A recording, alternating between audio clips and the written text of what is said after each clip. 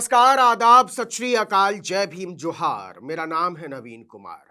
उत्तर प्रदेश में उमेश पाल को मारे जाने की घटना ने योगी सरकार की पोल खोलकर रख दी, क्योंकि उसे बाकायदा पुलिस सुरक्षा मिली हुई थी।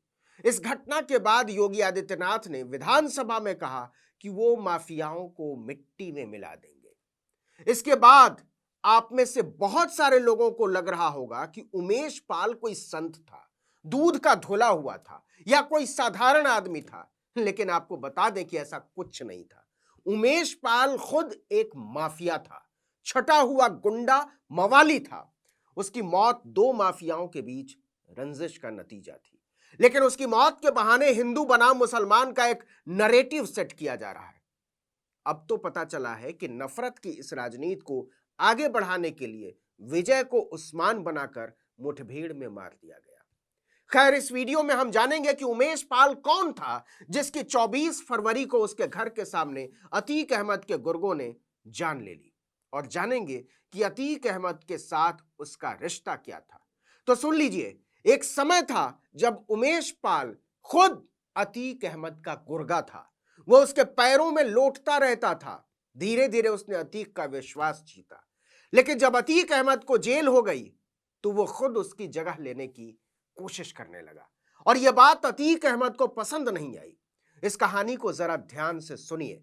प्रयागराज के अपराध जगत की जानकारी रखने वाला हर आदमी कहता है कि उमेश पाल ने माफिया अतीक अहमद से 5 करोड़ रुपए लिए थे। इस पैसे से वो बंदूक के दम पर विवादित जमीनों के सौदे करने लगा।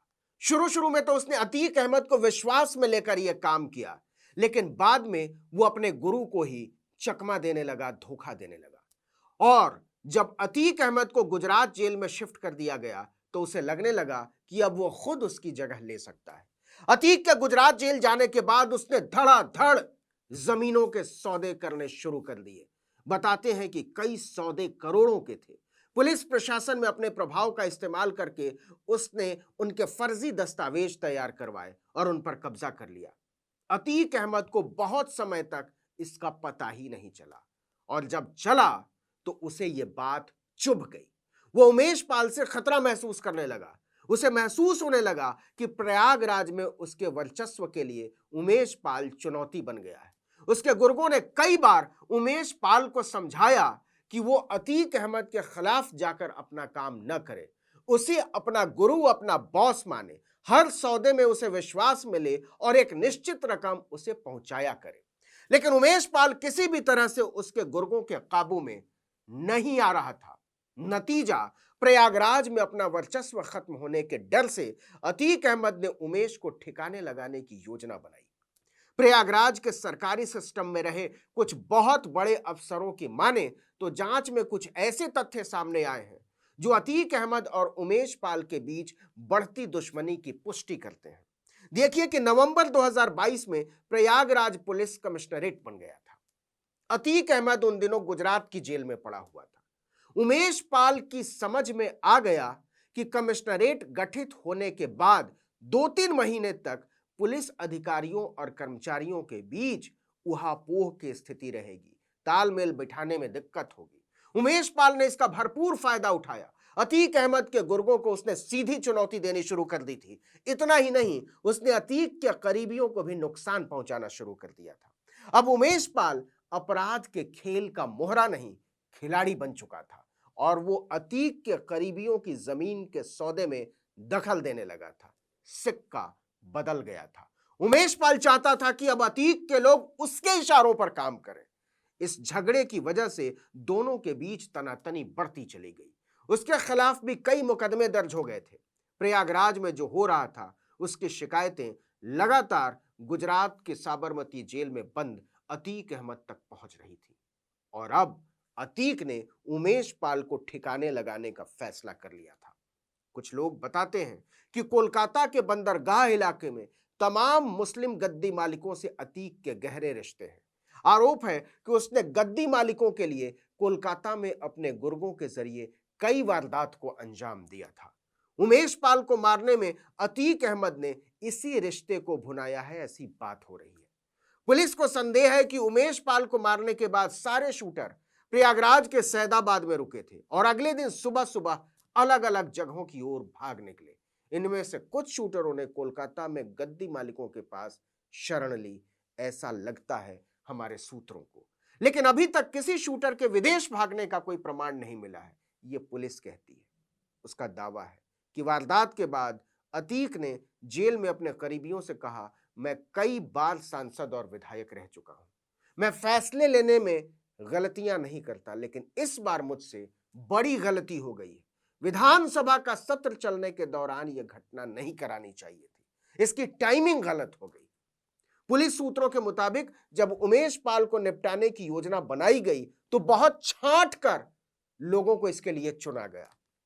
बताते हैं कि घटना के वक्त सारे शूटरों की भूमिका पहले से तय थी, इसका बाकायदा रिहर्सल भी किया गया था। उमेश पाल और उसके दोनों गनर को कैसे बारी बारी से ठिकाने लगाना है, यह तक तय हो चुका था। इस प्लान के मुताबिक घटना के दौरान अतीक अहमद के बेटे असद अहमद को गाड़ी में ही रहना था, लेकिन मौके पर वो अचानक जोश में आ गया और गाड़ी से बाहर निकलकर उमेश पर ताबड़तोड़ गोलियां बरसाने लगा। सीसीटीवी फुटेज में वो साफ नजर आ रहा है। इसके बाद से कहा जा रहा है कि अगला नंबर असद का है और किसी भी समय यह खबर आ सकती है। प्रयागराज पुलिस और एसटीएफ हमलावरों को पनाह देने वाले बिहार और गोरखपुर के कुछ माफियाओं पर पैनी नजर बनाए हुए हैं। पुलिस को पुख्ता जानकारी मिली है कि हमलावरों को छिपने और आगे भागने में बिहार और गोरखपुर के कुछ माफियाओं ने मदद की है। इनके रिश्ते अतीक अहमद और गुड्डू मुस्लिम से बताए जा रहे हैं।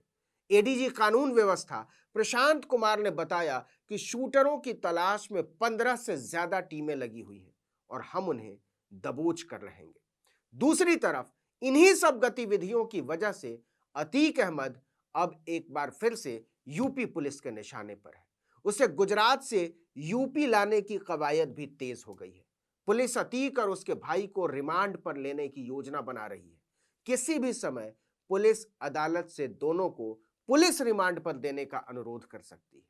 यह खबर मिलते ही अतीक के परिवार वालों के कान खड़े हो गए।